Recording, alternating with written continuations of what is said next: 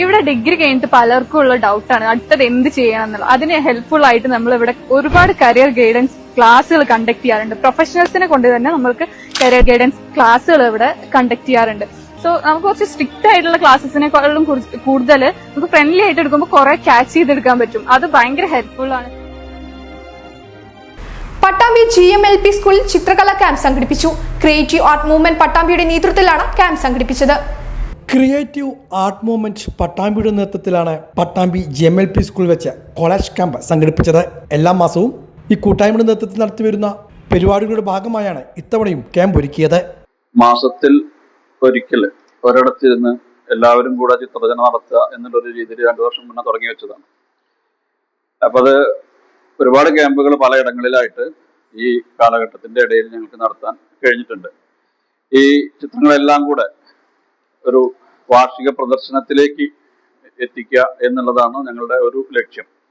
അപ്പൊ അതിന്റെ ഭാഗമായിട്ട് ഇപ്പൊ അതിൽ വൈവിധ്യങ്ങൾ ഉൾപ്പെടുത്താൻ തീരുമാനിച്ചതിന്റെ ഭാഗമായിട്ടാണ് പെയിന്റിങ്ങിൽ നിന്ന്, ക്യാൻവാസിൽ നിന്ന് പെയിന്റ് മാത്രം ഉപയോഗിച്ച് വർക്ക് ചെയ്യുന്ന രീതികളിൽ നിന്ന് മാറിയിട്ട് ഇപ്പൊ കൊളേജ് എന്ന് പറയുന്ന ഒരു ശൈലി വളരെ കാലങ്ങൾക്ക് മുൻപേ നമ്മുടെ നാട്ടില് ചെയ്തു തുടങ്ങിയിട്ടുള്ള, പാശ്ചാത്യ രാജ്യങ്ങളിലൊക്കെ 20-ാം നൂറ്റാണ്ടിന്റെ ആദ്യകാലത്ത് തന്നെ ചെയ്തു തുടങ്ങിയിട്ടുള്ളതും വളരെയേറെ പ്രചാരം കിട്ടിയിട്ടുള്ളതും നമ്മുടെ പ്രതികരണം കല എന്നുള്ള രീതിയിൽ ശ്രദ്ധ ആകർഷിച്ചിട്ടൊക്കെയുള്ള ഒരു കലാരൂപമാണ്, ഒരു രീതിയാണ് കൊളേഷ് എന്ന് പറയുന്നത്. ആ കൊളേഷാണ് ഇത്തവണത്തെ ഞങ്ങളുടെ ക്യാമ്പില് രചനാ ശൈലിയായിട്ട് ഉൾപ്പെടുത്തിയിട്ടുള്ളത്. കോളേജ് ചിത്രകലയുടെ ചരിത്രവും വൈവിധ്യമായ നിർമ്മാണ ശൈലികളും ആർട്ടിസ്റ്റ് അബു വിശദീകരിച്ചുകൊണ്ടായിരുന്നു പ്രസന്റേഷൻ ആരംഭിച്ചത്.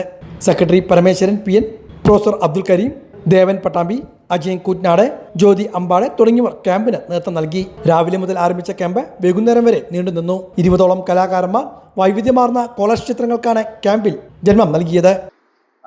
ആർട്ട് മൂവ്മെന്റിന്റെ തുടക്കം മുതൽ തന്നെ ക്യൂബിസം സമ്പ്രദായം വരുമ്പോൾ അതിനോട് ചേർന്ന് തന്നെ പിക്കാസോ തുടങ്ങി വെച്ചിട്ടുള്ളതാണ് ഈ രീതി. ഇതെന്ന് പറയുമ്പോൾ പണ്ട് കാലത്ത് തന്നെ തുടങ്ങി വെച്ചിട്ടുള്ളതാണ്. ഇതെന്ന് പറയുമ്പോൾ ഏത് രീതിയിലുള്ള മെറ്റീരിയൽസ് നമുക്ക് ഉപയോഗിക്കാം. പേപ്പർ കൊളേജ്, ടെക്സ്റ്റൈൽസ്, അതുപോലെ മിക്സഡ് മീഡിയ. പിന്നെ ലിമിറ്റേഷൻ ഇല്ലാത്തൊരു രചനാ രീതിയാണ്. കാരണം നമ്മൾ ചുറ്റും കാണുന്ന എല്ലാ വേസ്റ്റ് പദാർത്ഥങ്ങളും ഉപയോഗിച്ചിട്ട് ഒട്ടിച്ച് തുന്നി ചേർത്തിട്ടൊക്കെയുള്ള ഒരു രചനാ രീതിയാണ്. അതിന്റെ ഒരു ക്യാമ്പാണ് ഞങ്ങളിപ്പോൾ ഇന്ന് ചെയ്തിട്ടുള്ളത്. ഞങ്ങളുടെ പ്രശസ്തരായ കലാകാരന്മാരുടെയും കലാസാധകരുടെയും സന്ദർശനവും സാന്നിധ്യവും ക്യാമ്പിനെ അവിസ്മരണീയ അനുഭവമാക്കി മാറ്റി.